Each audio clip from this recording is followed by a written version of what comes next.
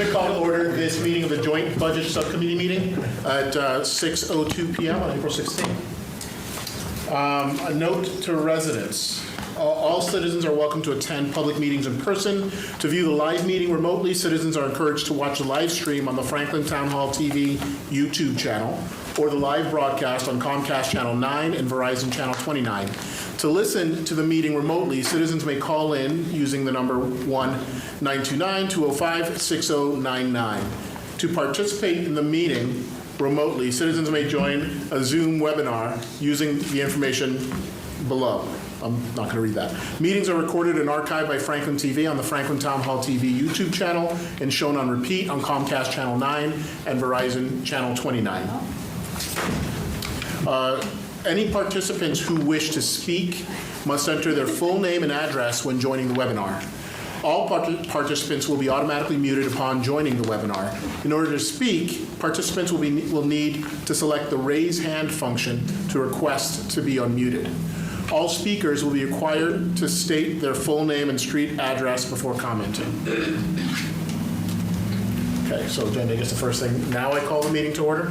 You just did. I know, but it says it's on the agenda, so it feels like it was organized incorrectly. That's okay. It's double order. Introduction of members. We didn't discuss how we wanted to introduce members. So I am actually going to go down the line and ask members to introduce yourself, what committee you represent, and honestly, a quick line or two on background. We start with Tom. Okay, Tom Sullivan, Finance Committee, former CEO of healthcare system in Central Mass, and a former CFO of a healthcare system in Central Mass. Ruthann O'Sullivan. I'm on the school committee. I have a legal finance background, but most people know me because I chaired the first attempt at the override the last couple of years. I know everyone. Hi, thanks. Steve Malloy from Town Council. Currently retired. Prior to that, spent 40 plus years working for big private accounting firms. Paul Griffith, School Committee. My background is in the biological sciences, and I am currently a professional with the biotech sector as a whole. Jen. Oh, sorry. Thought we were going in a row. Jen D'Angelo, I'm representing the Finance Committee. I have educational background, finance, a little bit of legal, a little bit of everything. Nadia Malzoff, I represent the school committee. I have over 10 years in financial services for a background. Ted Cormier-Ledger from the Town Council. I have 20 plus years in nonprofit executive management and the arts, and I'm currently a real estate agent in Franklin. George Connolly, current chair of the Finance Committee, umpteen years as a banker. Before I introduce myself, can we get Gene? He should be live. He's there. Yeah, you should be able to hear me. Can you hear me? We can. Hear you. Awesome. Gene Grella, joining from Florida this week on vacation. I am representing the Town Council. I have 40 years of business background, mostly in the area of IT. Currently, I'm an IT consultant doing fractional CIO work. I will, so thanks, Gene. I will point out before I introduce myself that it is Gene's birthday and he is on vacation, so we very much appreciate you dialing and joining the Joint Budget Subcommittee meeting today. My name is Ken Ojukwu. I'm on the Town Council. I have lived in Franklin for, I don't know how long, for a decade and a half, I guess. I have a background in finance and strategy. Essentially, I try to solve problems and then hoping that I can help Franklin solve its financial issues. I think that's why we're all here today. So item number 3 on the agenda is just the Joint Budget Subcommittee charge on the website. The goal for this session, for those who are listening and those who dial in later, is really for us to make sure we are on the same page with regards to our goals. What are we actually ultimately trying to do? There have been previous Joint Budget Subcommittee meetings in the past. There have been a number of sessions where folks have gotten together and discussed finances in Franklin. I think it's helpful, and the goal today is to make sure we're all on the same page, so that we're talking apples to apples. We're thinking in the same time frame as opposed to 1 year versus 5 years versus 10 years. And ideally, we're going to use this forum to get that conversation started. There is a committee, there is a subcommittee charge linked to the agenda sheet. I'll just read the purpose of that charge, which is the subcommittee is to promote communication and collaboration during the town's annual operating budgeting process. All of that is available on the website. With that, I would move on to the fourth item on the agenda, which frankly is a general discussion, open discussion around committee goals and framework. I have in my mind what I think we're here to do. I'd like to hear from folks on the Joint Budget Subcommittee, as well as some of the folks out there, either online or in the room, to get your perspectives on what we should be doing. Why are we here? I'll stop talking.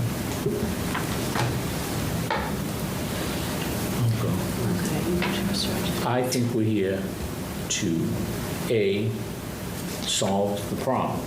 The problem being not enough money. Simply said, there isn't enough money to support the services we do, and I think that became crystal clear in our Finance Committee meetings last week. 2, it's got to be relatively, this year will be a short-term solution. And maybe next year, at least in my mind, a similar type solution. But we have to stop using free cash at some point. I'd like to stop this year, but I also would like Jamie to have an assistant administrator. I would like the 2 resource officers back, and I'd like the 3rd ambulance to stay permanent. Those are the kind of things I'm going for.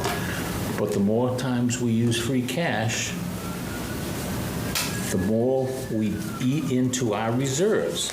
And as we found out from this winter, we need reserves occasionally to pay the bills. Snow is expensive.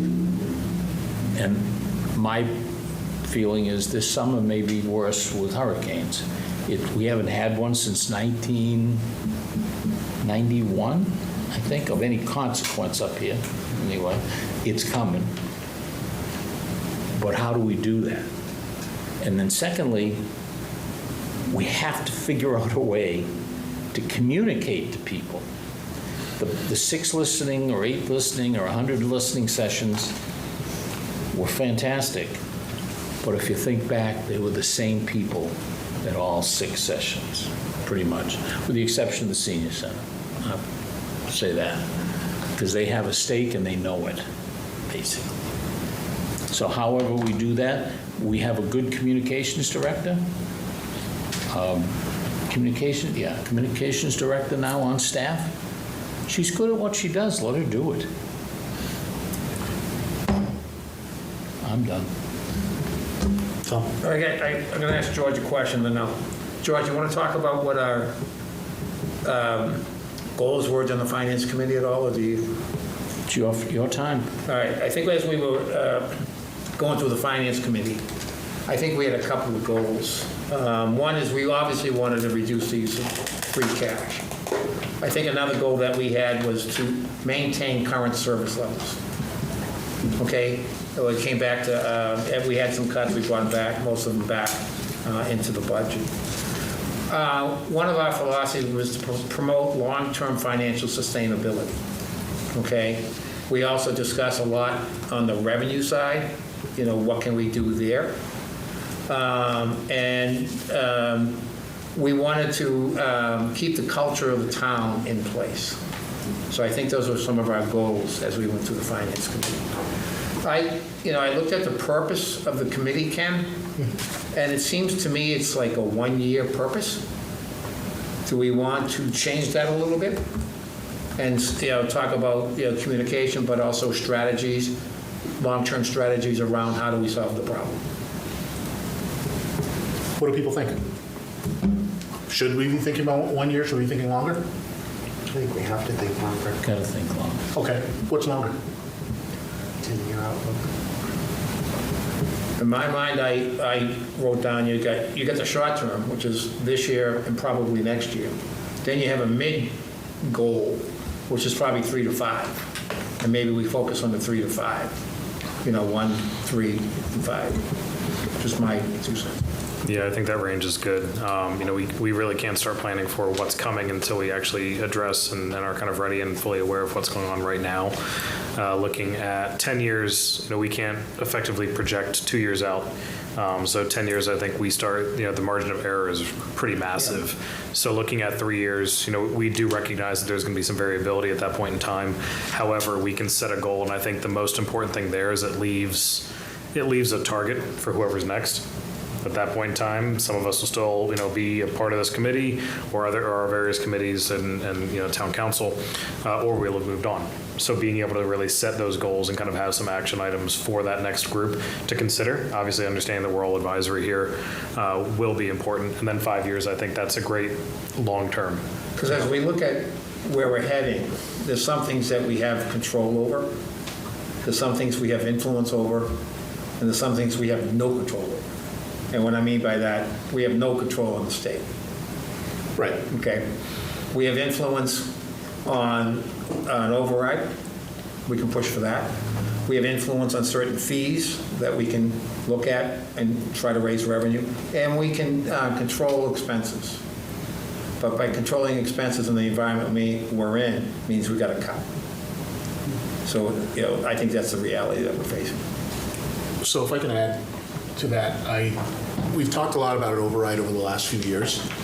One of my goals for this session is not to be is to have it not be purely for the purpose of pushing an override. An override may be a solution we come out with, but I think we need to first understand what are our goals, what do we need to get there, and then after that, when the question of how we get there is when we can start talking override. Is this something we're going to do? Is an override an option? Are there other alternatives? For example, a debt raise or something along those lines. We have to think about the goals first, and then how we get there has to be the second part of it. One other thing I neglected to say up top that I did want to mention, Jamie asked you to remind me, is that this, another goal in my mind for this forum is for us to be able to voice concerns, questions respectfully. People say disagree without being disagreeable. It's fine. But we need to be able to say things that are pushing the envelope and may make people uncomfortable without sparking a flame. The goal here is for us to ask questions. Sometimes those questions will be uncomfortable if we're doing it correctly, so that we can get to actual answers, and so we can inform the community about our options and what our true approach is ultimately going to be.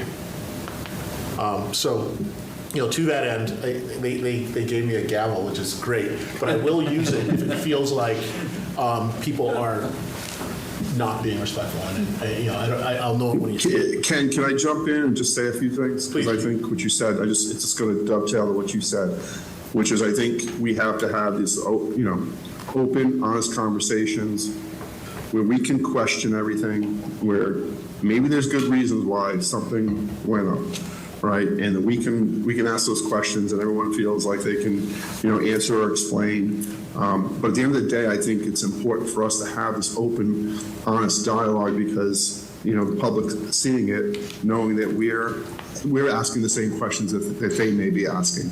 And it's important that we're, kind of echoing and covering all those bases that they may cover or may want to see us cover. So I think that's really important for our credibility is to definitely have these conversations, like you said, respectfully.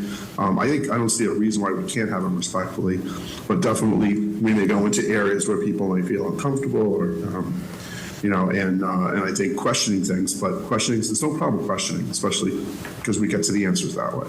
Yeah, if we don't ask the questions, we won't have answers. That's all for me. Oh, so I guess to take it back just a little bit, because we went from broad to details real fast. I think that, we talked a lot about, like Tom said, reducing our use of free cash, but with that also comes, establishing and implementing sound financial decision-making. So we talked a lot about how over the years we've used operating capital to fund operating expenses. So I think that for me, I would like to see some broad goals about establishing some of those norms, right? And that, are we going to work towards moving the things that belong in operating out of capital and into operating, and then looking at establishing and implementing some of those sound decision-making skills that then make it sustainable for us to have this budget over time. I do think a 5-year action plan is manageable, but I think a 5-year action plan is manageable in establishing a way that we are going to fund the town and the decisions that we make. I think when you get too much into the details of, police and this and like whatever the individual items are, you lose the big picture, right? And at this point, we have not had sound decision-making. I know, George, you say all the time how, typical meetings for the budget were done in like a day. I mean, it's great that we spent 4 days and had great conversations, but it's also a little sad that that hasn't happened in the past. So I think that, we have to look at these things and establish some norms of what our expectations are and establish these common understandings of how we want to finance and, what our revenue and what our expenses look like, and then put some kind of plan in place to obtain it, to achieve that. It's not going to happen overnight, but I do think that those foundational elements are the only way that we're going to have a sustainable system. So, Just to paraphrase, make sure I heard that correctly, you don't want to dive into the details necessarily. You see a goal for us to set up our structural approach so that we've got a better strategy with regards to how we inform the finance committee and the town council as they're making decisions going forward. First off, I want to thank the Finance Committee for that marathon effort last week. I have not seen anything like that in my time in Franklin, so thank you for truly digging in and overturning every rock to try to find things.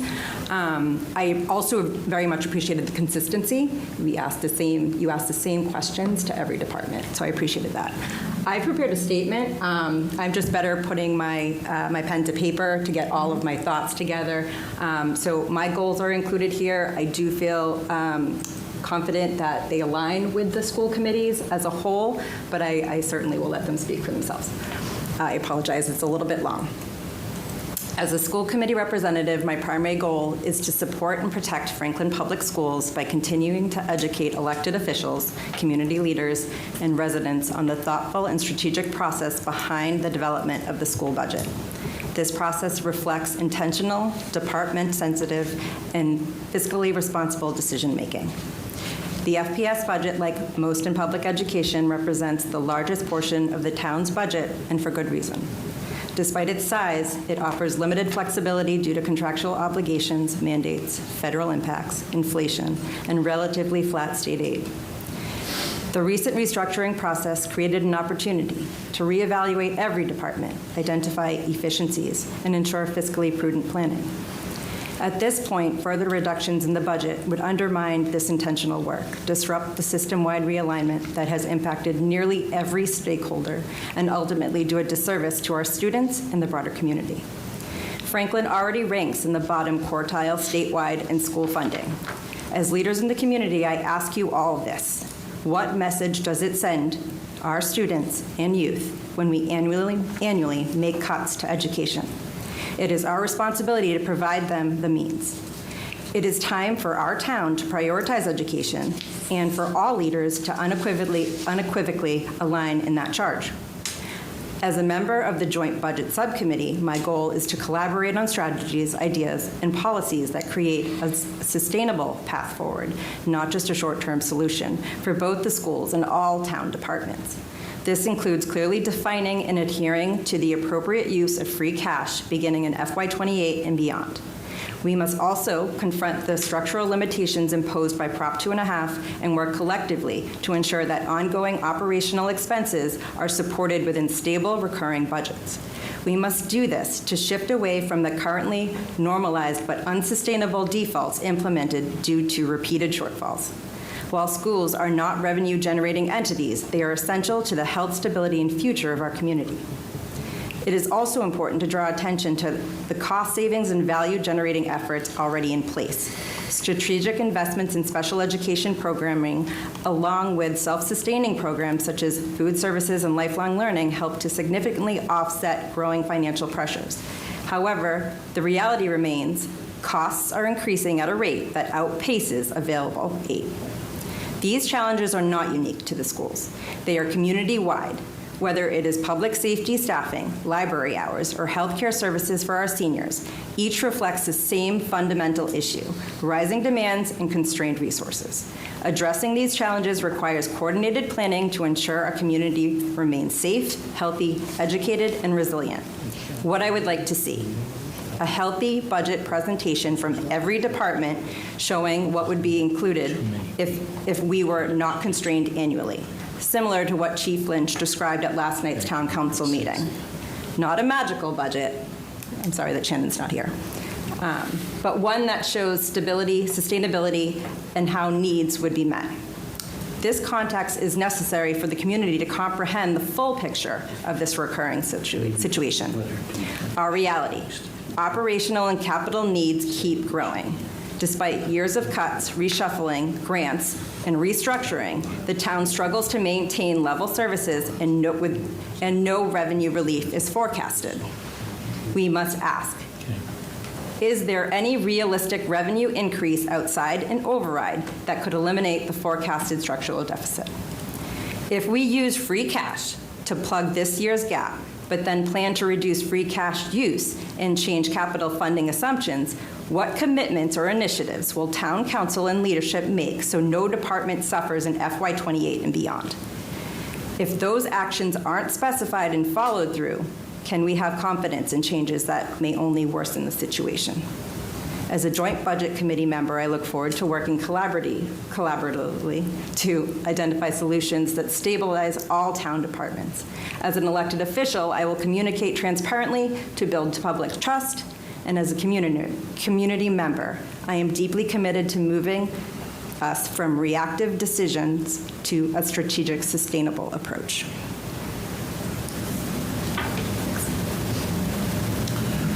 Question for you, Jamie. Sure. I just realized we have another panelist on, Shannon Nealon. I'm not sure where we are with numbers. I don't know if it makes sense for her to introduce herself, even if she can't speak beyond She that. should. She's 'cause we've one. got Yeah, she's one of the four. Yeah, she's one of the four. George, and Jen's the alternate because Ryan was unavailable tonight, so Shannon's the other person so she can participate. Shannon, sorry to throw you on the spot, but if you could do a brief introduction. Can you hear me? Yep.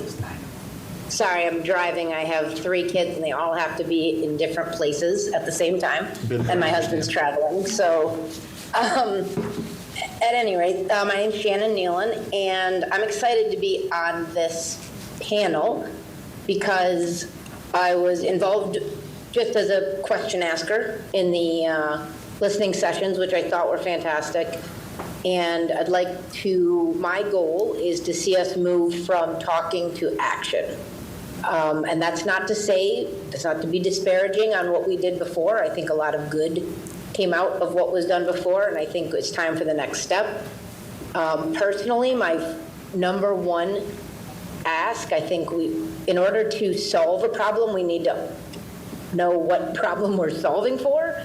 And although some might say the problem is we don't have enough money, that's a good generalization, but now specifically, what does that look like? So to my ask, and Nadia pointed it out as well, to my ask of all the departments earlier, is I really think that we need to start with a real look at a budget, what everyone's budget is. Again, not a magical budget, but the real budget so that we can understand what it really takes to run this town. I know all the documents are there. I know everybody could spend months and months pouring through them, but at this stage, it's hard to really know what it would take to run this town completely if there was all the money in the world. And I think that the community really needs to see what those numbers actually are without this second round of budgeting later to come back for a second bite at the apple with the free cash. I think that's a dangerous model. So I'd like to move away from that model, and I'd like, my goal is to get all of the departments to submit their real actual budgets, a practical budget, a budget that includes all the items they really need and not a lot of fluff, just the true needs to run their department effectively and efficiently without bloat. So I think that that's where we have to start so we actually know what number we're shooting for, and then figure out how to get there. So that's my goal. That's what I'd like to see come out of this. Thanks.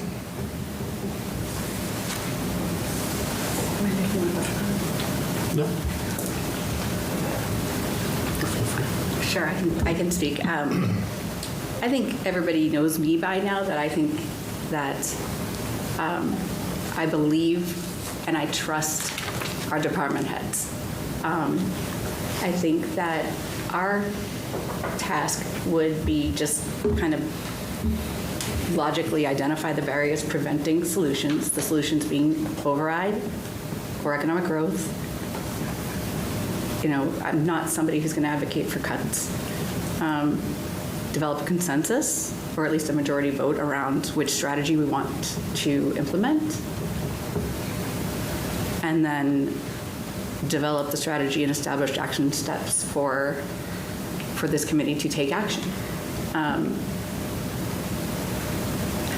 I don't want to jump ahead and act like I am already at the finish line. It's hard for me to be here and not feel like that. Like when George was kind of at the FinCom marathon session, I related to him kind of being like, I want to kind of abstain from this exercise because I was advocating for the override. I didn't want cuts. And I think that's a fair position to be coming into this with, just, you know. As a school committee member, though, I feel good being up here because I did do the work originally where I got to meet with the department heads and I got to know the different departments. So I feel like, you know, hopefully people don't see this as, you know, a war of departments or anything like that just because school committee is up here. I mean, I am the one Franklin person. Like, I want us to start. Our goal should be to bring this town together. So, and find solutions. So, I mean, for me, that would be, I think we need an override. What I believe is that we've done quite a bit of attempting to educate the community, and I think we're just getting more and more people to the table right now. So eventually, I feel like we're all going to have to, as elected leaders, nothing's preventing us from teaming up. If that's the decision we make, we should be on the ground with the committee working to do that work. So I feel like ultimately that's maybe where we land, but I want to bring more people to that discussion as we can, and we have a lot of new people involved, so that's a great thing. So I think there's a contingency of voters in this town that will never vote yes, no matter how much we educate them. So the more people that are in the know that this is happening, the better chance we have to solve the problem, in my humble opinion. So I agree with. Yeah, I can't help but talk about it as one of the solutions. I know we don't. No, Yeah. but you know, from the same token, I'm not. You know, I don't think we should be up here assuming that we're going to come out of this with cuts either. My point is, let's, you know, and one of the places where I agree most strongly with Shannon, let's understand the problem. Let's understand what we're working with. And then we can start figuring out solutions, whether that means, you know, cuts in some places and growth in other places. We have to figure out how to do anything that we do, but we need to figure out what it is that we're trying to solve for first. Thanks, Ken. Certainly agree a lot with what others have said. My sense is, having just got elected last year with a number of other new members to the town council, is that we have to broaden our perspective and really define what the problem is. Everybody said that, but I think we need to work really hard at that, because I think there's a couple of different elements to that. Most notably, we tried overrides twice in 12 months, and they both failed. People could argue that was a failure to convince people, it was a failure to educate. I don't want to make that assumption. I think we need to understand why so many people voted no and respect that they voted no. And I think what I heard a lot during the campaign is, why do we need to continue to raise taxes? Why do we need to continue to spend the way we're spending? There's this issue of waste, there's that issue of waste, and I think we need to respect that opinion and demonstrate through a fairly detailed review, function by function, that we're convinced that we're running properly. I think dismissing an override out of hand is the right thing to do right now. Dismissing cuts out of hand is the right thing to do right now. We need to find out what the problem is, what the money needs are, and then engage the public a lot as we go down this journey to respect what those voters said twice in, like I said, 52 weeks, whatever it was. So I don't think we can assume that they just weren't informed. Maybe they really were informed and they have real affordability issues. And I think we need to be very mindful of that. And I think we need to be able to demonstrate that we've done homework, and I think the Finance Committee did a great start to this last week in terms of exploring what other options there are within departments to deliver services differently, less expensively, whatever. I think, to me, that has to be part of this overall exercise so we can represent to everybody that, you know, we worked hard at figuring this out.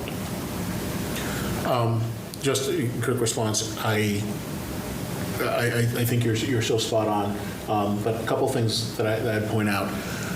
The Finance Committee is a group that goes really into the weeds. They do the line-by-line analysis, and I don't think it's going to be to our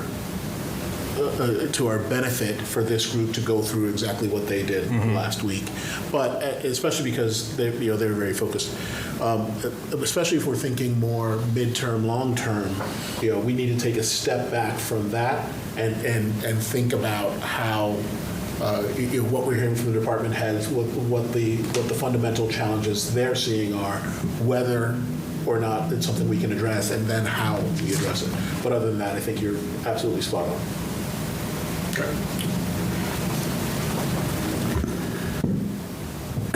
Thank you, Ken. I've been trying to think a lot about, well, what do we really want to accomplish with this group?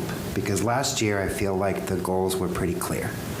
Have these joint budget sessions, educate the public, get staff and leaders on board, and show everybody here's exactly where we're spending every penny, here's why we need the various things. And I thought those sessions were good.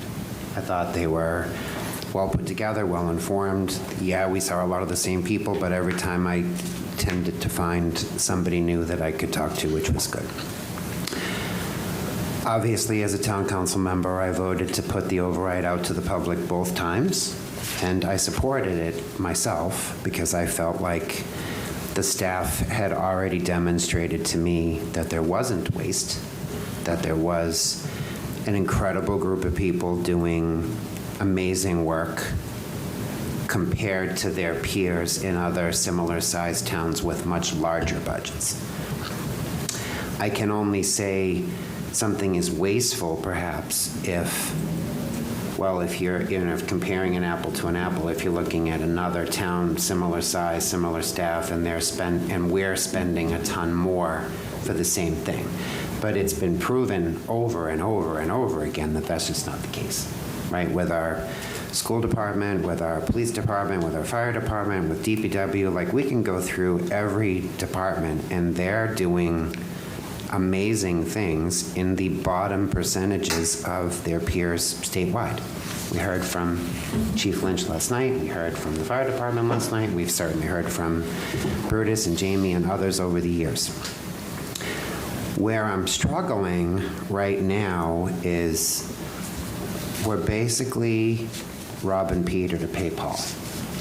By taking free cash to plug an operational hole. I do still have some concerns with bringing staff back on that philosophy, but I also worry, big picture, about what are those capital needs in the town that aren't going to get funded? That we keep talking about year after year after year, this list of sidewalks, roads, pipes, buildings, roofs, whatever we make its way onto the list. I think the last ridiculous number was like $150 million, which is like mind-blowing, but it's real. So if we're going to keep chipping away at the only avenue we have to pay for those things, which has been the free cash program, because we are saying, well, we now need these fees to plug operational holes, then all of those projects don't get done. And that is a very real concern to me, and I think it should be to everyone, of like, well, the strategy then has to be, if we're going to do that, how do we pay for those things? Because those things can't keep getting kicked down the road. They have to get solved somehow, or we're going to have a major crisis on our hands. We've been very fortunate to get by where we are now, right? Like we're very fortunate. I think to some of other comments have been made, and I've said them before too, we are at a crossroads as a town of truly not really knowing who we are, because we have people that have been here 40, 50, 60 years, right, who have a tremendous amount of equity in their home, but that doesn't make them wealthy, right? And that means that many of them are living on fixed incomes and struggling with how expensive it is just to live today, which we all know. And then we have another group of people here who are lining up at open houses for $1.2 million homes, who many coming with cash, right, who are so excited to come to Franklin because our tax rate is low and our schools are great and our police are great and our fire is great, and wow, you people have it all solved, like, right? And they're totally happy to spend that kind of money for those houses. But you see, that's kind of like two different towns, right? That we have to find a way to bring everybody together and say this is who we are and who we want to be, and have those conversations with everybody. Because if we're going to say to the group that's been here a long time that's struggling that we want more money out of your pocketbook, well, we have to be prepared to show them where it's going and how it benefits them. Because I think that's the group that, you know, I would be making a generalization if I said that was everybody that voted no, but it was certainly a large group, and that was the large concern that we heard over and over and over again, was the affordability. I totally dismiss anybody that would say to me there's waste in our town government, because I think it's been proven over and over and over again that our staff do a fantastic job and our volunteers do a fantastic job, and we're audited every year, and we have all these incredible ratings, and people look at us sort of and marvel how we get done what we get done with what we have. But if we're going to confidently as a group go forward, whether it's a debt exclusion for capital, whether it's an override, whether it's really putting an effort into economic growth, which, by the way, is also a struggle because the community doesn't want anything else built, right? We hear that over and over and over again. Don't put that in my backyard. Don't put that apartment building here. Don't make that gas station go up in my neighborhood. That's not what I, want to look at and hear every day. Okay. So that makes it even more challenging when we have to say, well, where can we grow new growth? Where we are at a point as a town, there isn't a lot of land left, right? We know that, right? We're not like some tiny little town with all this land that we were 30 years ago, where it was endless possibilities, right? The fastest growing town in Massachusetts in the 90s, because we were basically converting farmland to housing. But we can't do that anymore. So I would love to see this group strategize about, I think to Jen's point, like just strategize about long-term and trying to fix some of these gaps. If we are going to make the decision to use free cash, then truly what's that consequence? And I love the fact that it's 3 groups up here and not 1, right? Because I think there's a whole lot of benefit in the collaboration. But ultimately, this is going to come down to convincing the people of Franklin that this is a worthwhile way to go forward, and we are being respectful of all of those different groups. And that's not going to be easy. It's not going to be easy. But I'm happy to be here, Mr. Chairman, so thank you. Just to that last point, one thing I did want to, I was going to say it at the end, but I'll say it now, just 'cause I think Ted teed it up pretty well. I think one of the responsibilities of this group, of the individuals in this group, is to go back and to communicate with our respective groups and with our broader communities. As we learn, as we discuss, as we make decisions based on fact, sharing that with as wide an audience as we can in whatever forums we have, so that people are aware of what's going on in the town. I think it may not be from a lack of information that prior overrides didn't pass it, but whether or not an override ends up being a decision, people need to be better informed about what is happening in Franklin. And in partnership with the communications director and ourselves individually, we need to do a better job of communicating what's happening, why we are having these discussions, and where exactly we are today. So if other people have thoughts, please feel free to share them. Otherwise, I'm going to ask others.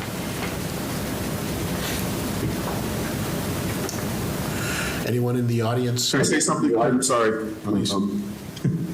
It's a little awkward trying to speak on this. I can't see your flag because we've got like a different. I wanted to just add my comments too about how I think we should go about things, and I think that first of all, understanding what the problems we're trying to solve are. Also understanding what root causes are. Like I see a lot of root causes, say, into the structural deficit, like things like, we ran for a while with very high inflation rates, higher healthcare costs. Things like increasing needs for special education needs, increasing, and we see all these rising costs, and I think those may be some of the root causes, but I think it's good to understand, like we said before, the problem, understand what the root causes are, and then look for how we can go into coming up with solutions maybe to creatively resolve this. And I don't think there is waste in the government. I think there's been talk about that. But there's also there's opportunities for doing things a different way. We can always look into that, and there's always the possibility that we may be able to save money by doing something differently. But I don't think I don't think there's waste. I think that the town just runs pretty efficiently. At least we see that in the numbers. So that's all I wanted to say here. I'll stop there. Thank you, Gene. Yeah.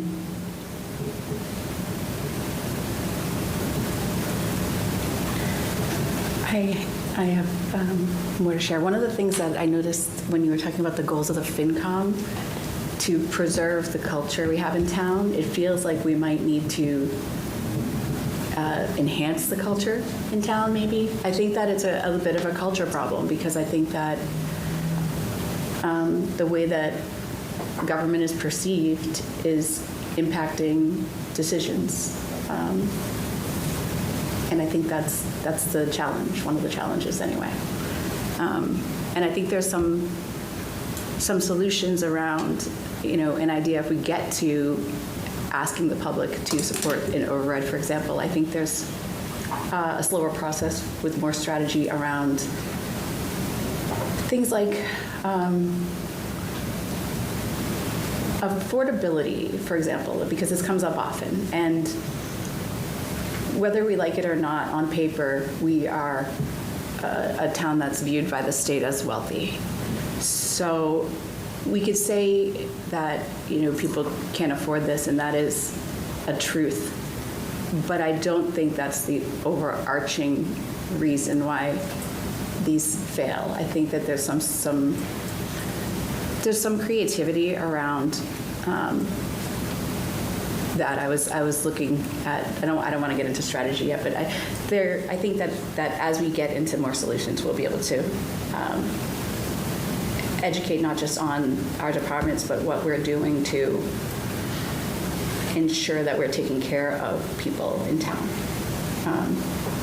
Because I do think that's been a pushback, and that's not what the intention of the override was, to try to, price people out of Franklin, so. No, I think I'm going to hold off. I just want to say, I think we also need to not lose sight of that people have a hard time with change.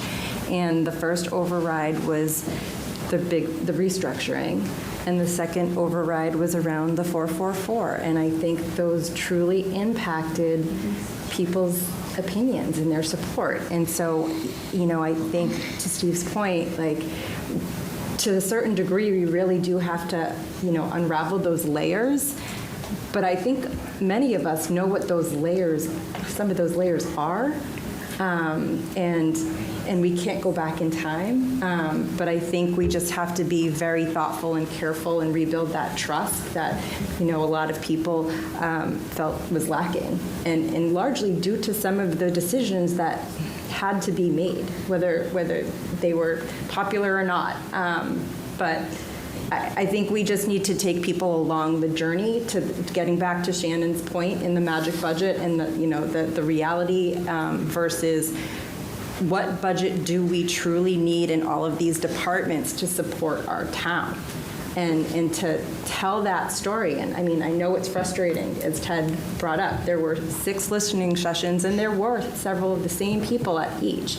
How do we get the message? Are people willing to listen? Is one of the issues. And how do we get them to be willing to listen? And I mean, I hear them. We hear them. But I still feel like people somewhat don't feel like they're being heard. So I guess I would just say one thing. I think people vote for strategy and plans, right? So I think that it's a tough sell, and I know Ruth Ann and Ken, we've had these conversations, a couple years ago. People vote for tangibles, they vote for plans, and they vote for things that they can see, right? You're not going to go out and make a huge purchase and not do your due diligence ensuring that you're making a good investment with the strategy that you're signing up for, whether it's a new house or, whatever. So I don't think that, it's fair to say people didn't vote because they don't see the value in it, or I don't think that they saw the steps, right? So when we did the budget, we talked about a lot of those operating expenses falling to capital. No one knows that. No one talked about that. That's a tangible. That is for you to say, over the course of the year, strategically, the town budget has been managed by moving operating expenses into our capital, right? In order to create a sustainable model, we need to fix that. And part of our goal is to have practices that are financially sound and sustainable. In order to do that, we are going to move these costs out of our capital into our operating, and this is the cost by department of what that looks like.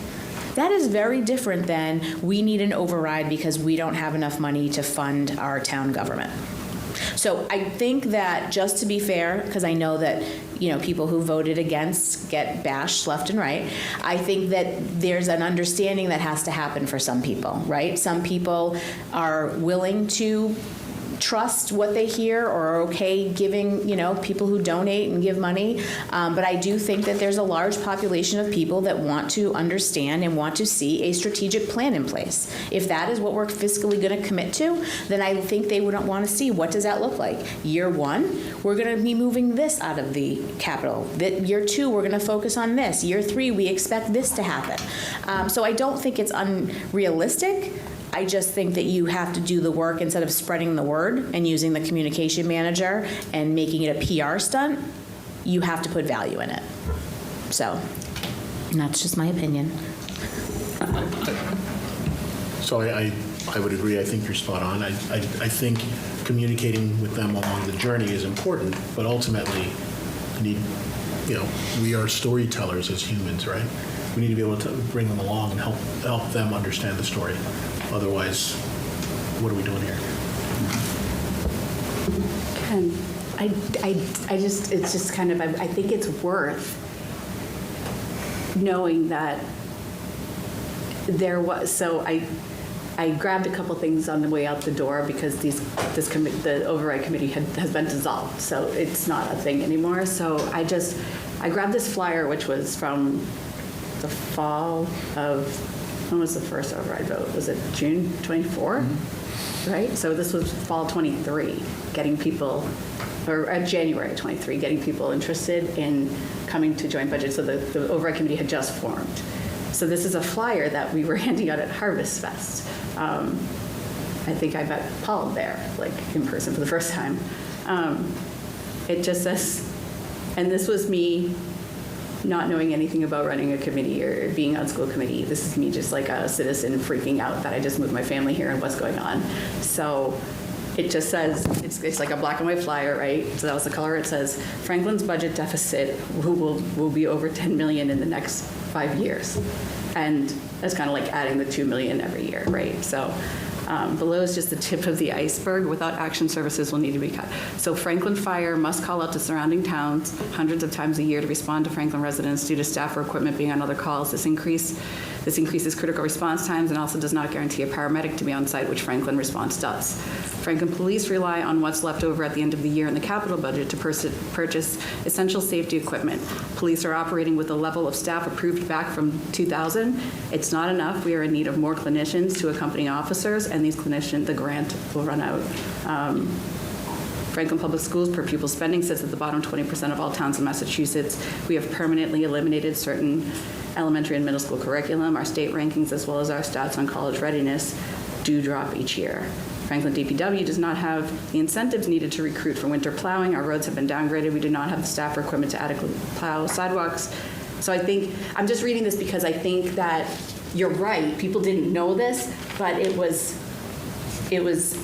think it was done in a panic rush, essentially. So we tried to slow it down and do it different the second time, and people were like, oh, no, we're not doing this again. You have to do this. So I do think we're essential, because I think you're exactly right. Like, we tried because they were set at meetings, but nobody was watching the meetings. So it was like, we have a new group here, so we're just exponentially going to be able to educate on these points, because they're kind of the same, right? And I agree, and those are good facts, but they're not actionable steps that move towards a solution, right? So there's no strategy involved in that. Well, and there's an override strategy. This was the override. This was specific for the override. But that's why that was it failed. the strategy at the time. But yeah, because that wasn't there. You So know? I think the goal for this group is to help lay out that strategy. We need those facts. They absolutely have to be communicated. But we also need to lay out the plan for what the next 3 to 5 years is going to look like. Right. And if we don't do that, we are wasting our time up here. And I don't like wasting my time. Have you ever asked anyone what is local government? Ask that question to them. They respond, please, fire, when I need them, type thing. I don't think they see the whole of the government. Like being in healthcare, we always looked at the hospitals being a community asset. It was owned by the community. How we get that message out that we do a lot of services. They're not necessarily emergency services, but they improve everybody's life in some way or other. Whether it's a senior center, whether it's the cultural arts, whether it's the historical museum. You know what I mean? What is really the government? It's not just emergencies. And you talk about strategy. Everyone, I think, has said almost communication. There's got to be a strategy, at least initially, around communication.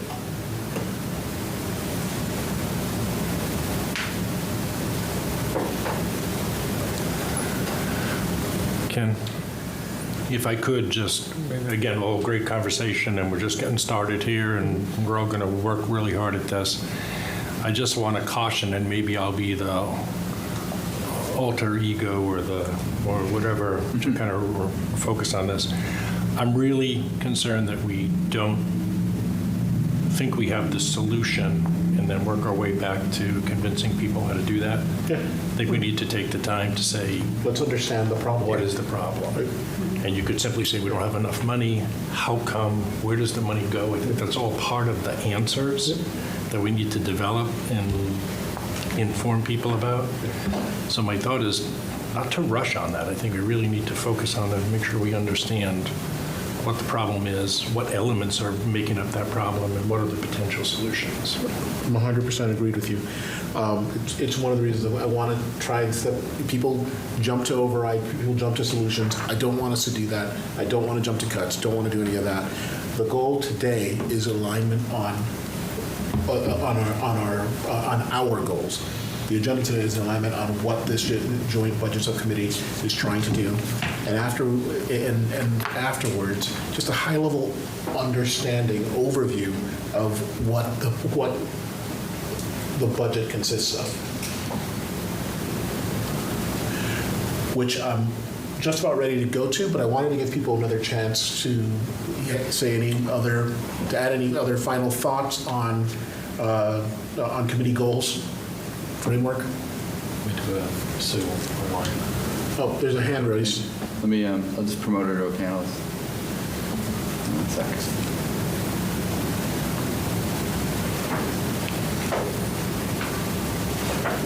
Sue, if you come off mute, you should be good.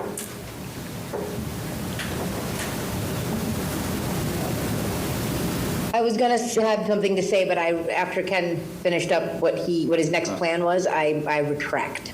There's just no way to retract my hand raise. So carry on. Sue, are you all set? Yep, I am. Can you all hear me? Yeah. Okay, great. Thank you. Well, I think it's great to see the Joint Budget Subcommittee come together again. I think super important for me as a resident. Oh, I didn't give my address. Do I need to do Sue, that? could we get your address, please? Yes, sorry. I just realized that. Sue Rohrbach, 38 Philomena Way. So as I was saying, it's great to see the Joint Budget Subcommittee come together again. I think as a resident, I think it's important for the town side, the school side, and also the FinCom to work together to look at long-term financial solutions for our town. I think, in my humble opinion, I would start off by saying I think the committee really should start off by crafting a vision of and a vision in terms of a perspective. I constantly see us year after year talking from a position of lack and retraction as opposed to growth and expansion, and I think that goes a little bit to the comments that Shannon had made about what we need, what our schools need, what our towns need. We always come at it as though we're going to reduce positions as opposed to actually what our needs are. So I think that's important. And also, this plan to resolve this systemic funding issue that we do have. And I think it's so important to have an updated, sort of a living document of our long-term forecasting, financial forecasting. In terms of specifics, I'll just be brief. I think using free cash is not a good move and not a long-term solution. I think I listened to the FinCom, most of it, believe it or not, I listened to most of it.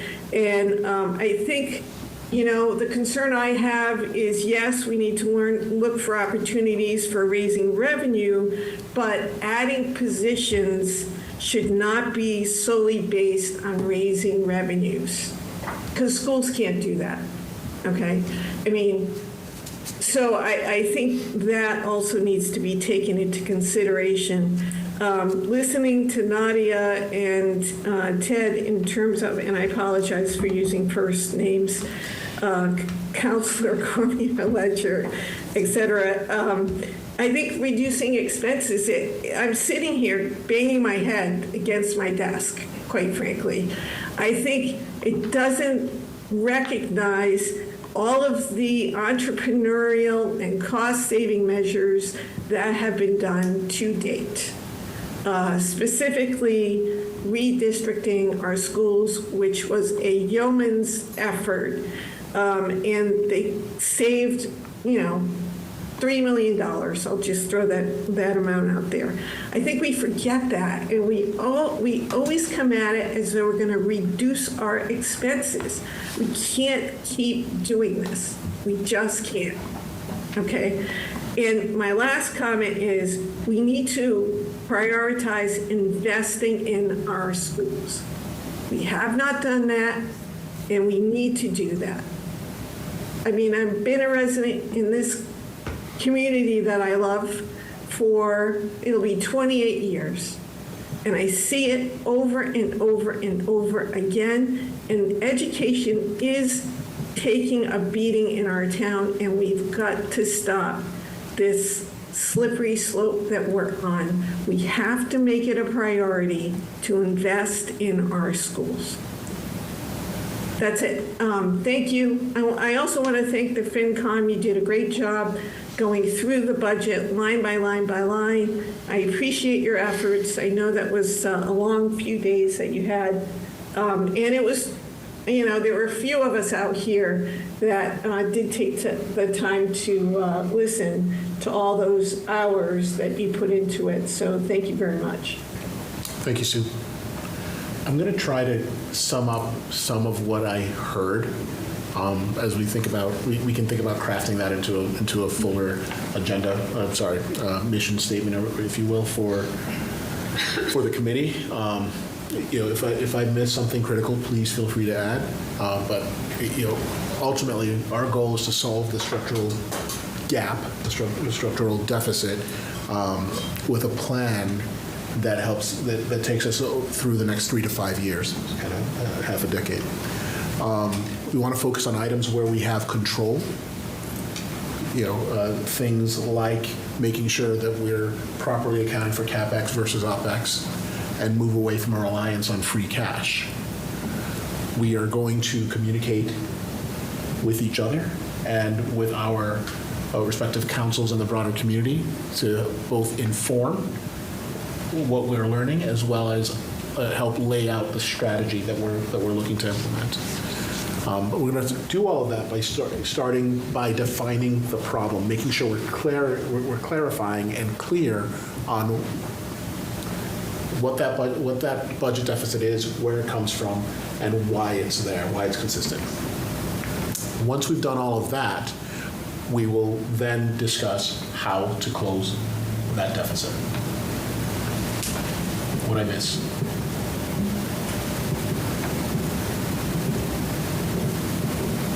I think you summed it up pretty well.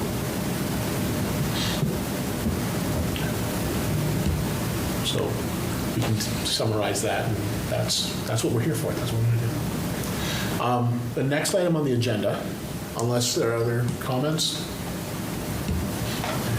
we'd ask for a high-level orientation of the fiscal year 27 town administrator budget filing.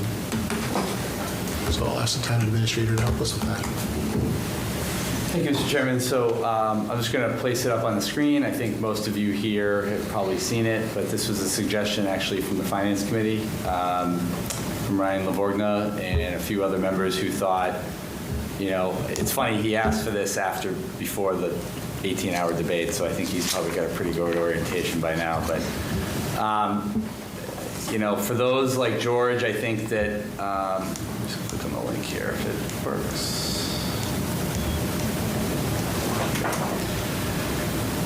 So as George recalls, 10 years ago, 12 years ago, there was 10%, 20% maybe, of the information that is present today. When I first got here, our agendas at the council meeting had no exhibits, there were no attachments, there was no agreements, there was no anything that was attached to them. And the budget was a 50-page document maybe with some narrative in it. And, and the reason why I'm giving a little bit of the backstory is I think there's a fair amount of critique in the community now that no one reads anything, no one reads the budget, no one has the time, no one has the data, no one has the knowledge. And I totally respect and understand that these documents have gotten long, but they are keyword searchable. And I think 10 years ago, George will remember, people criticized that we had no information out there, right? So over the years, we've tried to just expand the information that's available to people, really mostly the folks in this room. So by town charter, I'm required to file a budget message. And so that's what this document is here, this narrative. It is a whopping 225 pages, but there's a short executive summary. But most importantly, there's information in here on median income by types of households. There's population demographics in here. People tell me all the time that there's like 40,000 residents in Franklin and 50,000 residents, and we just make up numbers because we think that there's a lot of people because we're stuck at the red light down here, and it takes 10 minutes to get uptown, or 20 minutes, right? So there must be this overwhelming amount of people. But if you look in these budget documents, you'll see population in Franklin is actually flat. It's actually about the same population it was 6 years ago. So, and we do this so that elected and appointed boards and officials and the public have that information. And I understand it's not always readily available, but I do think it's important for us to be able to put that out there. There also is, you know, and I'm trying to, this laptop doesn't really work very well, but, you know, each one of the budgets in here, and I'll just use the finance department as an example, we have a standard form where we put in the FY24 expended, 25 expended, FY26 budget, and then the FY27 budget. We have all of our departmental missions in here for the town. We have all of our core functions in here. And then we have staffing, strategic initiatives, and accomplishments. It's a full team effort. All of our departments put effort into this, and they coordinate it now through Evan, who's our budget director back here. And in each section, depending on what it is, and I'm trying to find a good one like police and fire, we saw, this laptop is terrible. You know, if you just go through, you'll find when you get to police and fire and some of the more bigger departments, you'll find that they have call volume statistics in here, you know, and they show some of the trends in the budget, you know, that are in here, and you'll see some of the unique reasons why maybe a budget went up a little bit of money, like a purchasing department, because postage went up. And those things are defined in the narrative. So a lot of the questions that many people have can be found here. I would encourage anybody who's interested in a particular department. You know, obviously you can just keyword search procurement or fire or police. And, you know, it should take most people, you know, 10 or 15 minutes to look through that department that they may be interested in. I don't think the expectation from anyone is that everybody's going to read 225 pages. But from our standpoint, we're being, you know, exceptionally transparent. That word gets used a little too often in my opinion, but in this case, you know, we put it all out there. And I do know that many of you on this board have read through all of this. I know you've carefully looked at it. But we feel it's important to talk about some of those trends, you know, and that type of stuff. So that's the budget narrative and message that's required under the town charter. We also have added over the years appendices for historical numbers. Appendix A is actually the budget. So you'll see here familiar the revenue and control sheet. Sorry about this laptop. It's just the finance committee meeting on night one. I think we spent maybe a half hour going through all of the revenue assumptions that were in here so that people can see on one page where all of the town revenue comes from. And then as you go through the document, if this laptop will, this mouse will work, you will see a breakdown of each department. And so I'll use mine as an example. There's a cover sheet with the entire budget based on personnel and expenses. So right there's personal services, which are staff salaries, and then expenses. And if you go down, oh my God. One more page. We itemize out all of the details of that by each individual position, and then we add in all the expenses so that people can see that, and we try to give a 3-year look back, so we give the current fiscal year, as well as FY '24 and '25. Certainly, if you go back and read in our archive of all previous operating budgets, if people are really curious to go 23, 22, 21, 20, 19, as far back as you want to go, you can go look at the previous budget books from the previous fiscal years and get that data, that way. We just got to keep it kind of on one sheet, and once you start going into like 5, 6, 7 fiscal years of historical data, you start getting a book that really gets unwieldy to read. And then one other thing that we do in each one of our municipal items is we actually itemize out what we call a personnel sheet. So in here, we put the individual position. If it's vacant, it's vacant, but, and we recognize at one point, like in my office, we've hired the 2 vacancies that are here. We'll correct this in a future edition, but when this was published and when we were going into production mode, those hires hadn't happened. But if you look down at any other department, and I'll try to find police really quick as an example, or even facilities, we itemize out not only their basic base pay, but we also put in categories for other pay.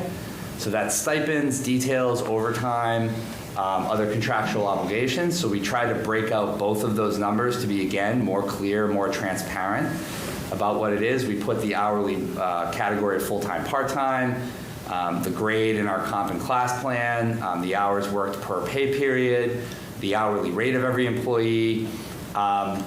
If there's just no more data that we could pull out of Munis to actually give the public. And by the way, we report all of this in our annual report. And I would give a shout out to the superintendent. 2 or 3 years ago, I think, Lucas, we jointly made the decision that we were going to publish in our annual report every year all town and school salaries. And we're going to break them down by person, by position. And I think there's even some school employees that have stipends and things. So to be even that much more transparent and clear to the public of where their money is going, both the school and the town put in base salaries and then those additional pay periods as well. One of the comments we've always gotten from people is, well, how can a police officer make, $200,000 a year, right? And so people are like, what's the base pay? And what do they really get paid? And how much do they pay in overtime? So we said, sure, okay, we'll break that all out. We'll put it into the budget.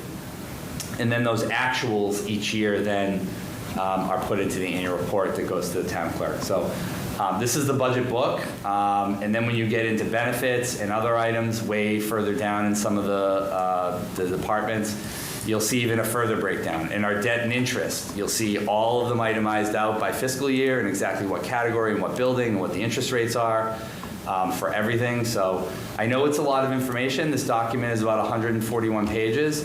But when you're talking about line by line, and I appreciate Councilor Cormier-Ledger's comment and many others, when you're looking at waste or these allegations or theories and buzzwords of things like that, find me the waste. And I think when you look in here, you'll also find that we respect the fact that one line item in the budget may seem wasteful to one person's opinion, but it's not waste to another person's opinion, right? So waste is oftentimes in the eye of the beholder, but I think as we've seen, if you look line item through here, you'll see where all our professional development money goes, where our office supply money goes, where our contractual services go, where all of our DPW expenses are for fuel. You can see a breakdown of electricity costs, utilities, gas, all of that data for all of our utilities throughout our facilities department. So that's our budget book and voting document, and that's really the meat of most of what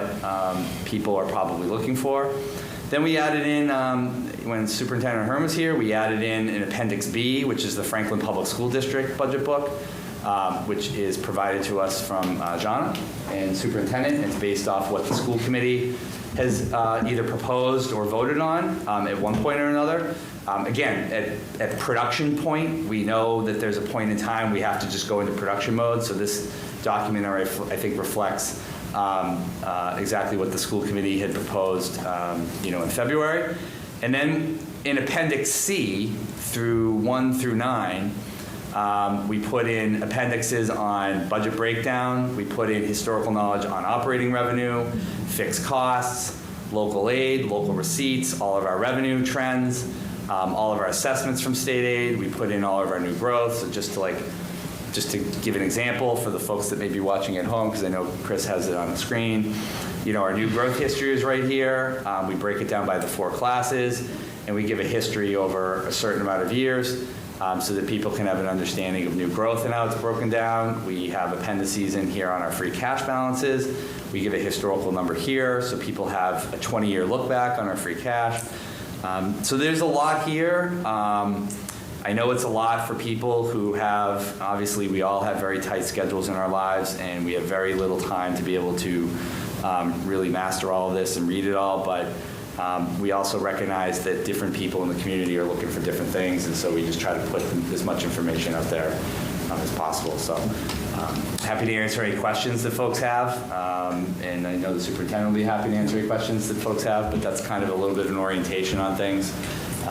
In terms of what the official budget filing is by town charter that I have to put out. So I hope that was helpful, and appreciate the suggestion from the Finance Committee. I think that was a great suggestion that they had to try to just go through it real quick.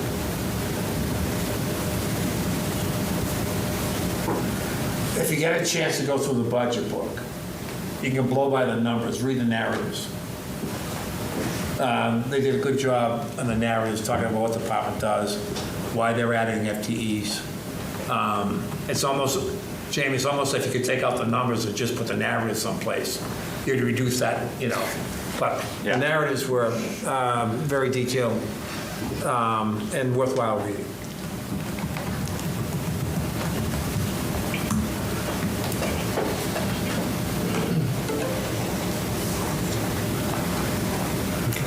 Can I add one point just for the sake of the public?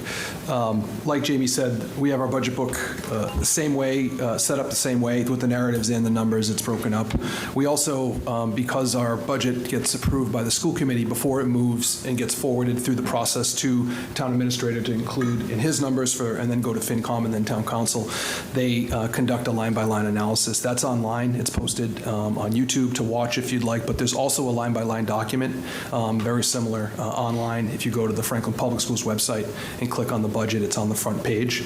It's the first document you see when you click on that budget line, just as an additional piece I wanted to point out. And then in the budget book, similarly, people search. Some people are interested in enrollment, some people are interested in revenue or revolving accounts, and it's set up and organized consistently. And I think that's for user accessibility and having a consistent experience for our constituents to be able to look and see and find what they need. Yeah, and I just really quickly too, I just say I think working together, we've improved trying to bring a lot more accessibility to all of our budget documents. We've tried to bring a lot more specificity, I think particularly in the actuals in the annual report. And I think, we've all tried to improve with Jonna and Kerry and Evan and Lucas. We, are getting in the credit to the school committee and the council. This year in particular, we've never had budget documents anywhere close to as early as we've had them. And we keep as detailed. So, everything is being put out there for the public to inspect months before any of the budget hearings, to give people time to look through it all and make sure they ask questions. And, based on the amount of questions I get, which is very few, I think it's worked because, 8, 9, 10 years ago, there used to be a lot more questions about what was going on, and there just wasn't as much information out there. I do think a lot of people have what they're looking for, and I give everybody credit for trying to improve the system, and John has made a lot of improvements over the last couple of years. We've worked together with Kerry and her and to try to up our game every year, and I think the schools this year put out that document that Lucas was citing, and the line item budget, it's crunched into some sections a little bit, but I think still you can kind of go in office of superintendent, different sections of the school committee budget. And I would guess in FY28, I'm putting us out there, but I think we'll just continue to improve on it. I think we'll just continue to modify it and make it more clear, and to try to make it as accessible as possible. I think some of it's hard because the reality is that there's a lot of information. It takes a long time to know $160, $70 million budget. There's a lot in it, and hopefully it's helped all of you try to understand and tell our story a little bit more about what every department is doing and what their core missions and functions are. particularly for those smaller departments, I think, that aren't part of the quote-unquote Big Five. Conservation and planning and Board of Health and procurement and purchasing. I mean, these are not things that people are probably talking about in the community very much. I'm sure there's not really a lot of knowledge on exactly town procurement, and I'm sure there's not a lot of people that are curious about town procurement. But it is a department that serves a very, very important function. It's a legal obligation we have. The town clerk, too, elections. I mean, there's a lot that goes on, and I think one of the comments that people made about trying to tell our story, I think back to those Schoolhouse Rock videos when we were kids about how a bill becomes law, and I think those were so effective in trying to, of course there are like small inaccuracies in it, but it's not the point, right? It kind of gives you the general idea of how that stuff happens, and I think we do have to find a way in working with Liz on trying to tell our story of what the water department does, what does sewer departments do. We know it flushes toilets, but seriously, and why it's important and why it's expensive. And it costs ratepayers money. So I think trying to do that, that's something that's a long-term goal of hers. It's not going to happen overnight, but I think all of you, too, can be helpful in trying to tell the story of the Historical Museum and why that's important to a large portion of people in town. It's a tiny, tiny part of the budget. It's a grain of salt in the big picture, but for some people in their community, that's really, really, really important. The Historical Museum's our original town hall, right? Our first public building in Franklin, and that's something that's really important to a lot of people. And trying to tell that story a little bit more, I think, is really important. So, again, happy to answer any questions that folks have. If she can do the Schoolhouse Rock version of that, I will be very impressed. Yeah. Well, we aim high. But get someone else to sing, please. Could reach out to our math department. Here they put on some pretty good videos. Can I just say something real quick? Yeah. I think if the decision that ends up being is that we're covering this year's structural deficit with free cash, that story needs to be told very well to the public as to why. I think last year the ongoing message was these are the cuts that are going to happen if the override fails, and the town council followed through with that. I think if the decision is that free cash is going to be used to cover the deficit this year, that story needs to be told, that the deficit still exists and that this is how we are getting over that hurdle this year. And then again, the plan and the budgets going forward. I mean, we need to come up with, I would say, lists of communication and strategies to get that message out to the public. I think that is also a starting point, and I know there were listening sessions again last year. Still not working. So I think that is a big piece of what this committee needs to figure out, just the communication piece in itself and how that message will get delivered. But if the strategy is that this year we are plugging it with free cash, or that going forward capital budgets are only for one-time expenses and not, and the rest will be absorbed in operating. That message needs to be delivered to the community. But I also think we all need to recognize that that is putting departments in serious jeopardy.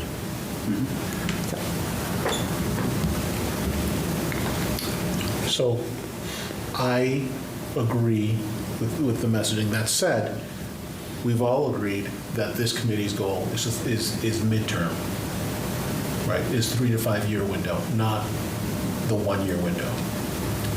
That said, 100% agreed. Through you, Mr. Chairman, really quickly, I think what would help is, and I just want to make sure I'm really clear, because we joked about this at the council at one point. When Liz got hired, she is one person at 35 hours a week, and there's only so much she can do, and she's going to get overwhelmed and crushed right out of the gate. We're doing newsletters, we're doing goals on social media, we're being asked to do more office hours, all great ideas, right? But I think the message to Nadia's point, I think, is valid, and I think that's one role that the Joint Budget Subcommittee members can have within your constituencies. One of the things I like about all of these groups is you all have different people you interact with, right?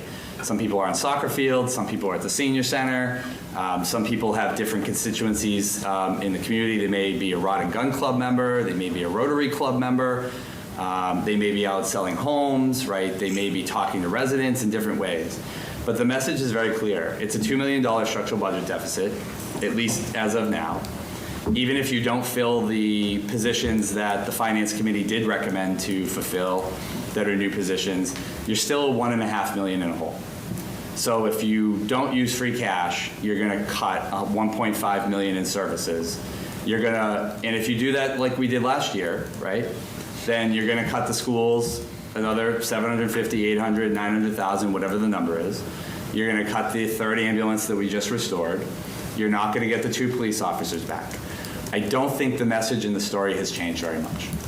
But I just don't want the expectation that somehow Liz or my office is going to somehow be able to pummel out a bunch of social media posts and somehow convey this.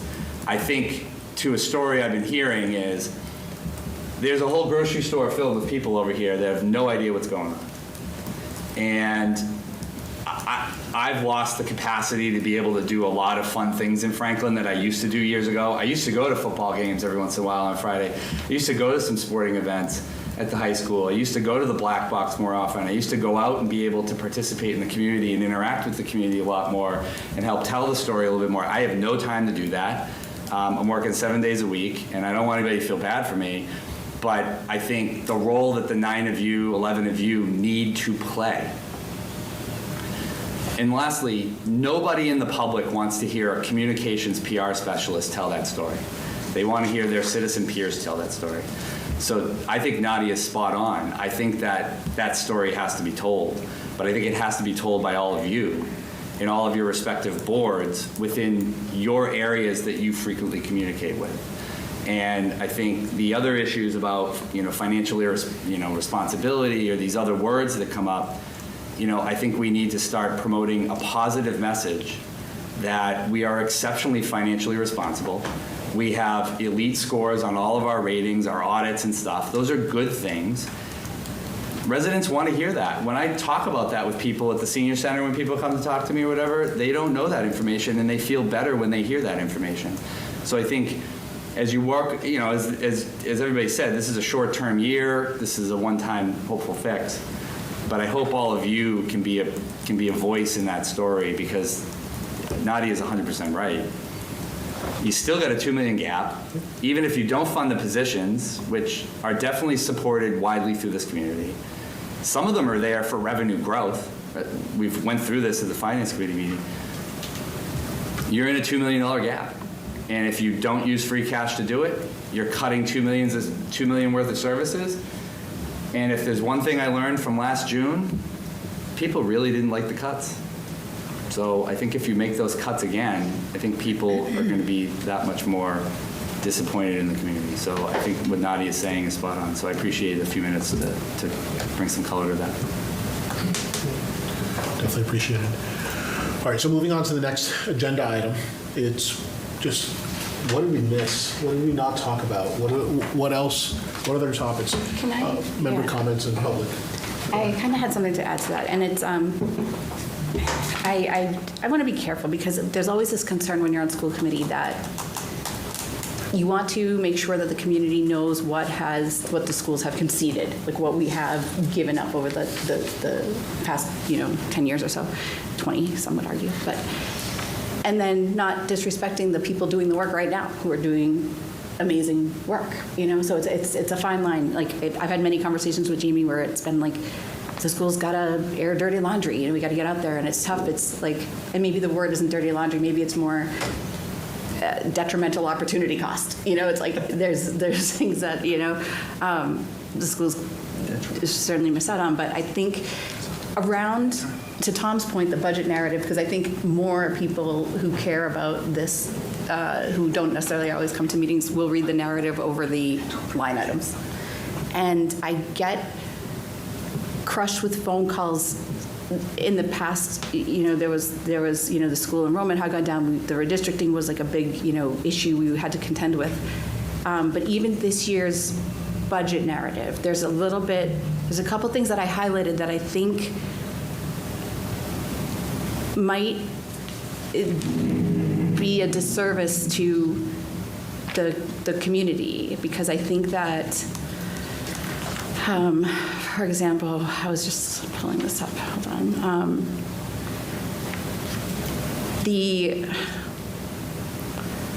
I'll start with, let's see. I'll start with so the items that, hold on one second, because I did highlight some. Like, there's one line where it's, Franklin's providing excellent education to students across grade levels, including multiple blue ribbon winning elementary schools. I think that's awesome, but I also want the community to know that we have literally closed those schools at Kennedy, and then was it Jefferson that got it this year? Those schools were closed, and it was to save the town money and because we had to consolidate resources to give the kids better education. So I don't want anybody to get mixed messages that this wasn't done exclusively for financial reasons. But at some point, you got to save yourselves. When you're a department, then you can't, get the funding that you feel is necessary. And then it was good because Jamie actually highlighted the town has used one-time revenues to patch these overall budgets. So we've done this exercise in the past. And I think that what will typically happen is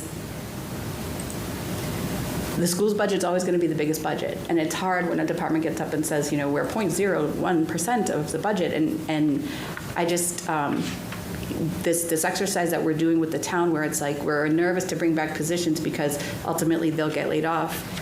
I remember having a conversation on budget a year or two ago. We were trying to talk about override, and it was really about the schools didn't want to do that anymore. I think that our superintendent made it clear a year ago that I'm not going to bring back positions if I know that we're taking one-time funds, because then it's not here next year and it's just not a way to operate fiscally responsibly, so to everyone's point. And then the other paragraph that I think is a little bit just unnecessary, because it says account 300 has also seen their largest single year increase twice in the past 10 years. Last year's increase averaged 3.39, and you did reference that it did, that increase was before we took the employee benefits off. So just so everybody's aware, the school committee this year voted to move the healthcare off of our operating budget because for the purpose of clarity in the community, we wanted to be able to have apples to apples so that it didn't look like the schools were growing at a rate that was outrageous compared to other departments. Like, it was easier for us to not have that massive increase every year. Ironically, this year we're going to see savings on that. So it's sort of, it can be the detriment. But I think that it's tough because I think a big part of why we didn't have trust in the community was there was a group that wasn't trusting of the school department, and I think that was just historically and culturally something that we're up against. So I'm cautious about it looking like we've been growing so significantly and funded in a way that counteracts what we're saying out there, is that we've lost these things. But what do you mean you've been funded? So I just want to caution us around that. And then there was a line in the bullets that said school facilities and fields are the envy of most communities. I think in this moment, the school facilities are not the envy. I think after the redistricting, we have a capital list that's through the roof, just like every other pretty much department. So I just want to be careful because schools are the biggest budget, so it's easy to think that we can absorb costs. So I wouldn't be doing my job up here if I wasn't being cautious about the schools. Can I just add to that? I think very good points. And I think that, to Jamie's point, getting out in the community, there are things happening in the community that are essentially delivering this message, but maybe not as clear as they should be, like the music and theater boosters who are just established a fund so they can collect donations to be put towards capital expenses at the middle school. Like, this is happening in the community. These are efforts by our parents to try to plug these gaps because we can't afford to as a town. And like, these are messages just going out on social media and through the school networks and elsewhere that we can be sending out and putting a narrative to it. And I think, again, to Jamie's point, like that, like it's taking advantage of those opportunities to pass the message on, because those opportunities do exist.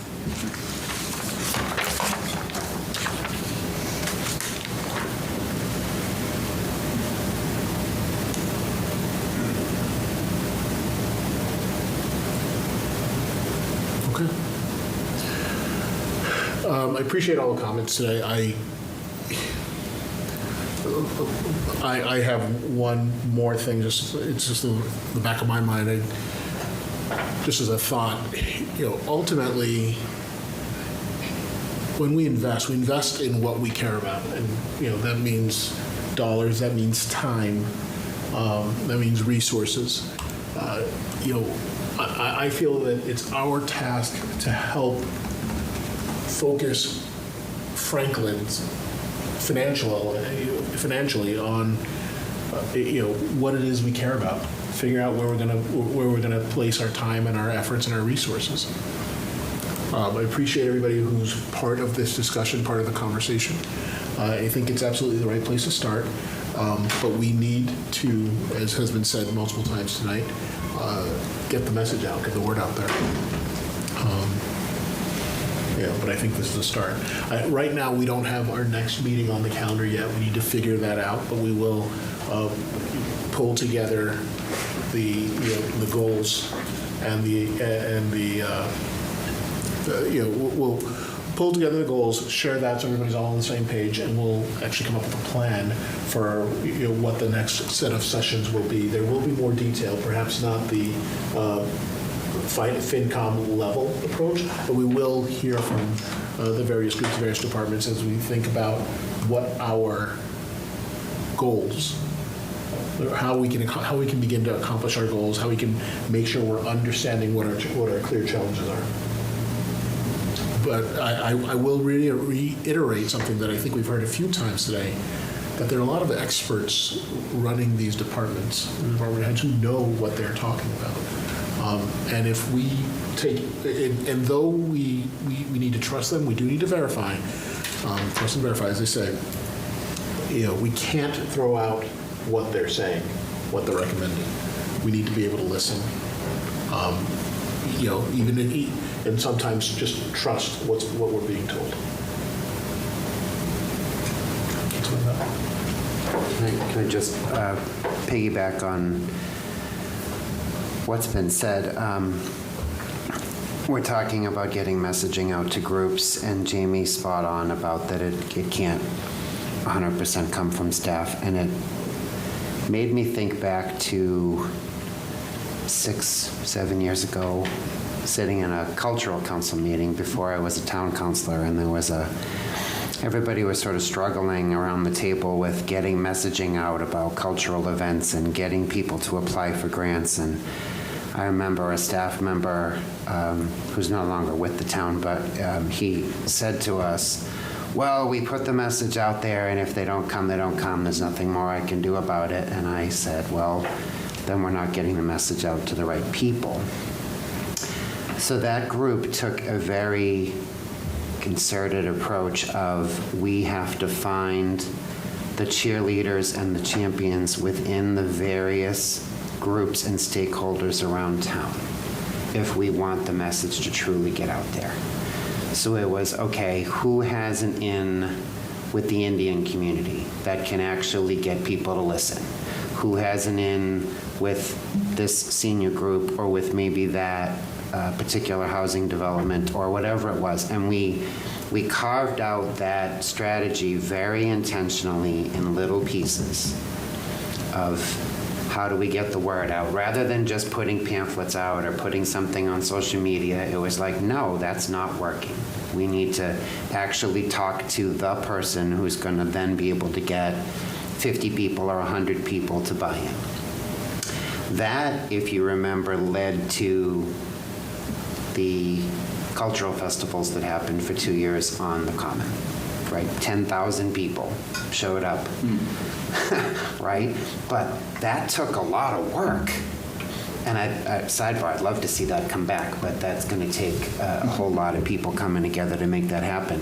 But if those of you that attended remember, those events were full of stakeholders and people from around town that no one had heard from ever, right? To be able to put on a showcase of, highlighting Indian music and Indian food and Indian garb, for example, was like never done before, right? But it just took finding the right people. So I'm bringing this point up to everybody because that's what this is going to take. Whether we're having an override discussion or not, that's not really the point. We need to have conversations not just with the people that we're friends with and the people on our street and, the people on the soccer field.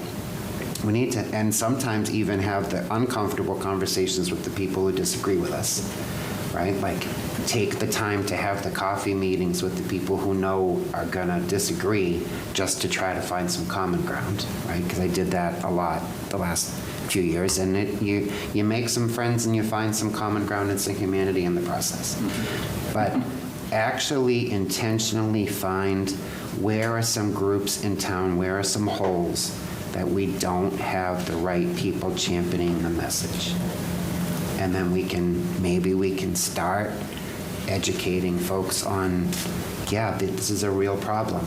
And if we have to dream a little, right, because we heard the police chief and the fire chief last night talk about optimal, I think TJ said, well, we're never going to get there, but I'm going to share it with you anyway, right? And he put numbers on paper for staffing, which only got him to the average of towns our size, not even something beyond, but it was adding 10 more full-time people, which we know right now is not possible.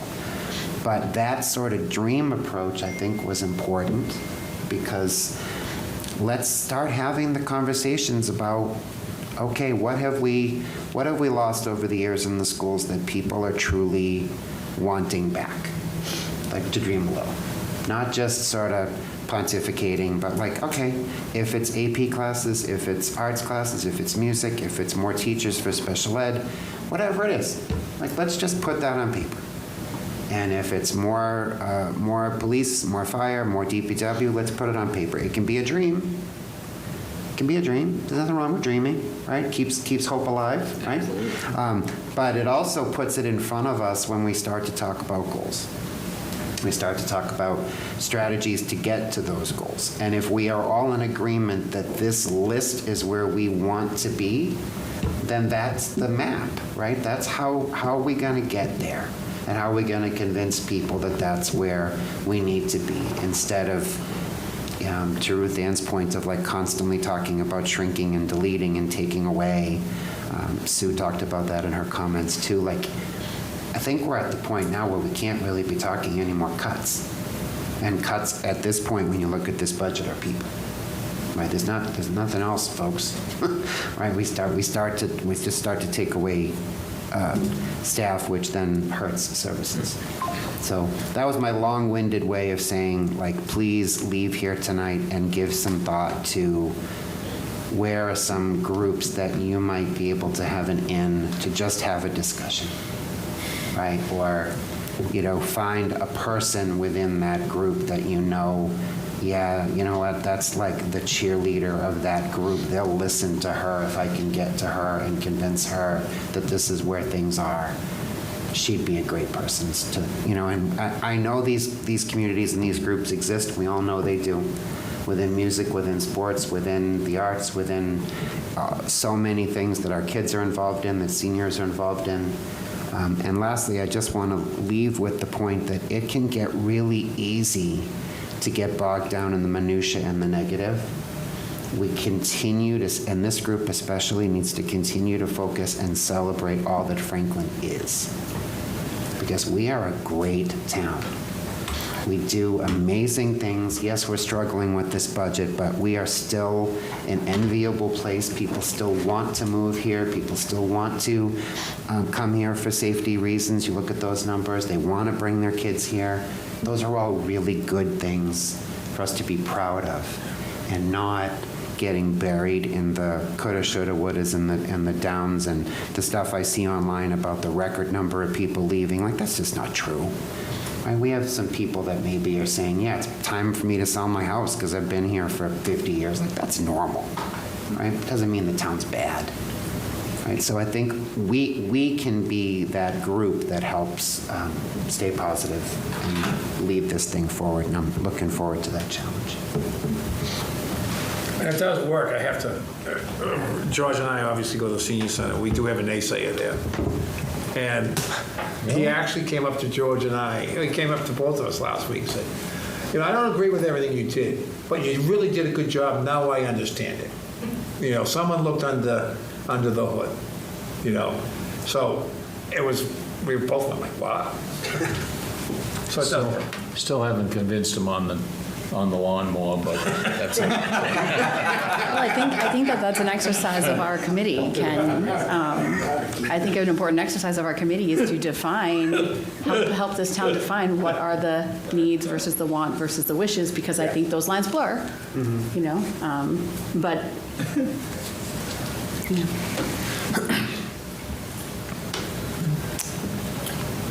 What else?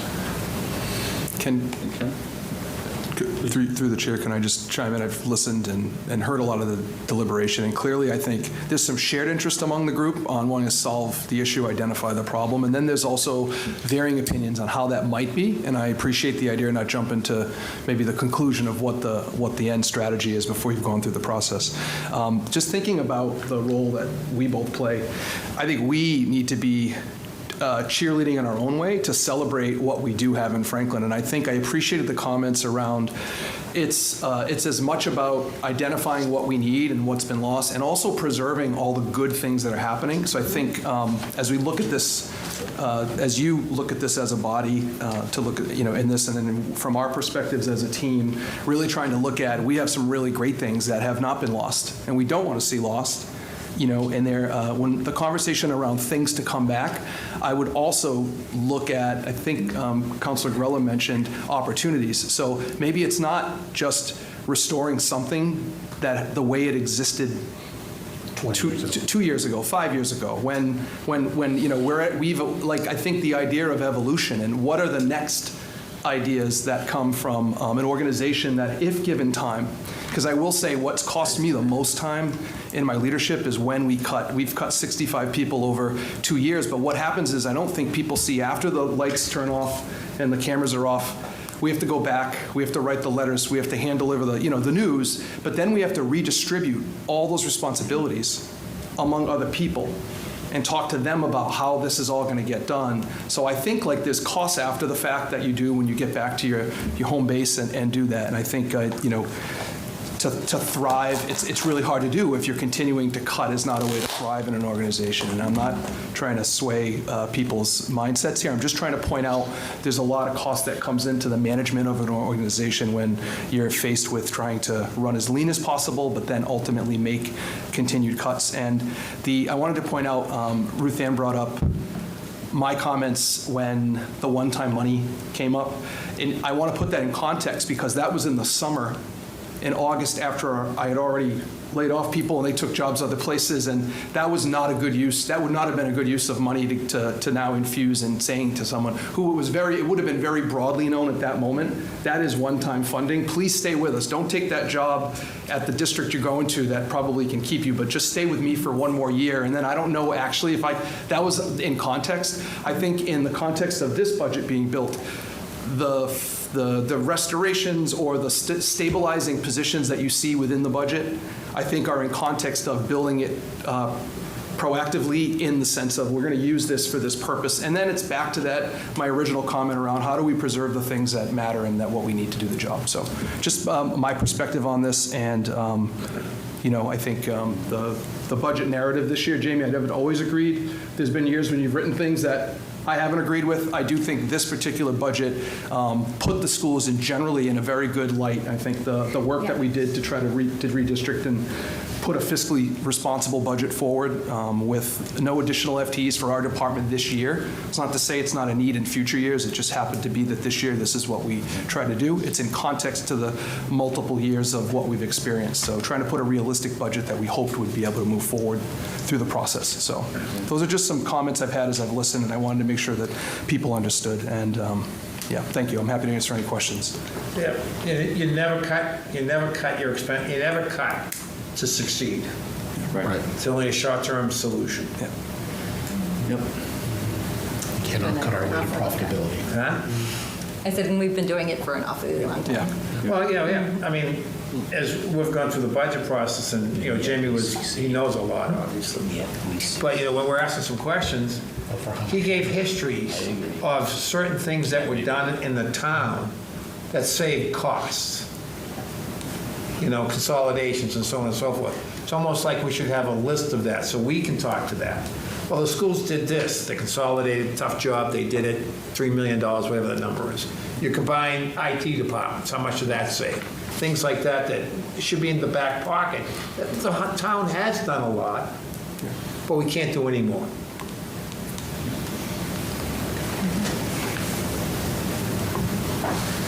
And amazingly, this conversation's been going on for 20 years. Oh, yeah. Well, Right. one thing I was thinking. Thank you for saying that, Ted, because I didn't want to say it, but I mean. It's okay, I'll say it. No, I appreciate it. This is not like something new, right? Like there's the groups before us and even the groups before that have all been sort of looking at this saying, okay, here's what's down the road, and Which is why, to Jen's point, it's so important for us to come out of this with a plan. I've said it before, chaos is easy, a plan is hard. That's what we're aiming for, that's what we need here. On that note, okay. motion to adjourn. Yeah, motion to adjourn? I think somebody. Oh, I'm sorry. Please.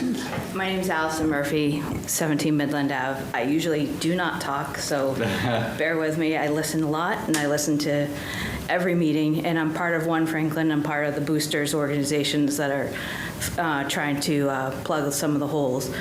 But I just want to state that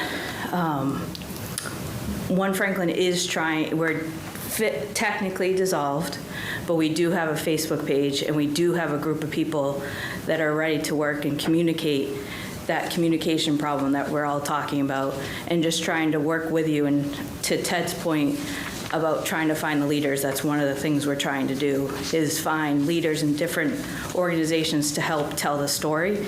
And we just have to figure out what the story is. Everyone comes up here and tells, the police department what they really need, the fire department what they really need, the school what they really need, the admin department, all this stuff where we're doing more with less. I know we've said it numerous times, but I need all of you to come with us to tell that story.